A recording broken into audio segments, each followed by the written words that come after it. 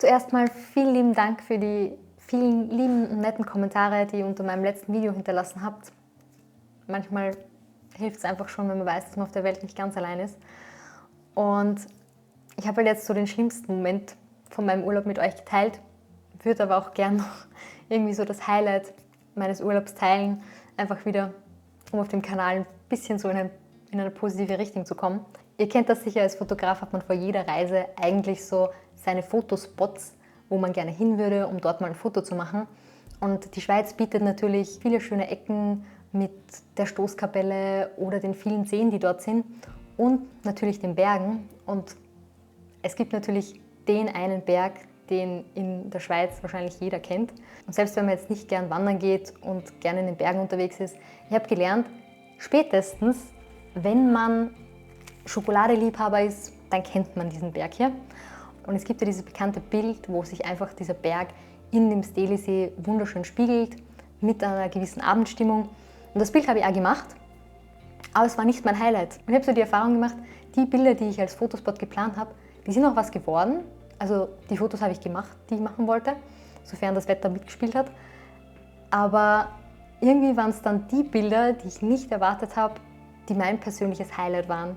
Wir waren zum Beispiel in Uznach und dort gibt es irrsinnig viele Störche. Und das war so schön, weil die sind wirklich an jeder Ecke gesessen und du hättest dort Stunden verbringen können, nur Störche zu fotografieren, weil die dort so an Menschen gewöhnt sind, dass du da easy durchgehen kannst und mit einem Teleobjektiv super Fotos machen kannst. Und genauso war es auch in Zermatt auf dem Weg zum Stelisee, wie wir da am Abend draufgegangen sind.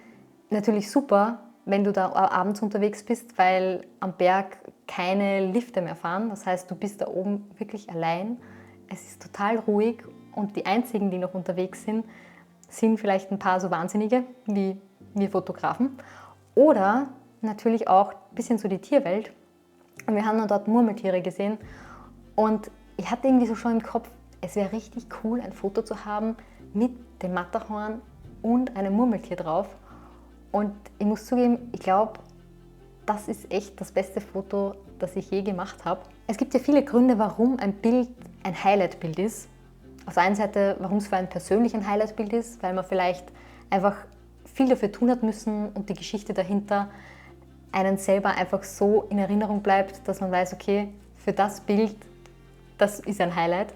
In dem Fall habe ich mich für das Foto wirklich so eine Stunde in die Wiese hinter einen Stein gesetzt, was an sich eigentlich ganz gemütlich gewesen wäre, wenn dort nicht, weiß ich nicht, wie viele 100 Gelsen gewesen wären, die mich überall, wo es nur ein bisschen eine freie Stelle gab, gestochen haben. Und ich mir am Anfang noch dachte, hey super, ich habe da zwar jetzt überall rote Dübel, aber es juckt nicht, echt fein. Und einen Tag später dann hat das ganz anders ausgeschaut. Aber ihr werdet das sicher kennen, das macht man nicht alles für ein richtig gutes Foto. Und in dem Fall ist es eigentlich nicht nur ein Foto, sondern ich habe das Ganze als Panorama geshootet. Das heißt, ich habe versucht, hier möglichst viel Überlappung zu haben und jedes einzelne Bild separat zu shooten. In dem Fall eigentlich so ein bisschen aus der Not heraus, weil ich das Super-Tele drauf hatte und mir dann dachte, okay, machen wir es halt so. Wenn man das dann in Post zusammenfügt, das heißt, wenn wir hier alle Bilder markieren, rechte Maustaste und Zusammenfügen von Fotos als Panorama, dann lädt das Ganze ein bisschen und dann werde ich feststellen, ich habe so, glaube ich, den Anfängerfehler gemacht, den man machen kann. Und zwar, ich war so fokussiert, die wichtigsten Teile als Element zu shooten, dass ich die Ecken vergessen habe. Also, keine Ahnung, wie man das vergessen kann, aber ich habe nur echt das Glück, dass die Technik mittlerweile so weit ist, dass man in Photoshop sowas hat wie generatives Füllen und damit habe ich das Bild dann retten können. Das heißt, wenn du hier auf rechte Maustaste bearbeiten in Photoshop öffnen gehst, dann hast du in Photoshop natürlich die Möglichkeit, hier deine Ecken, die du vielleicht vergessen hast, so wie ich. Ihr macht das sicher nicht.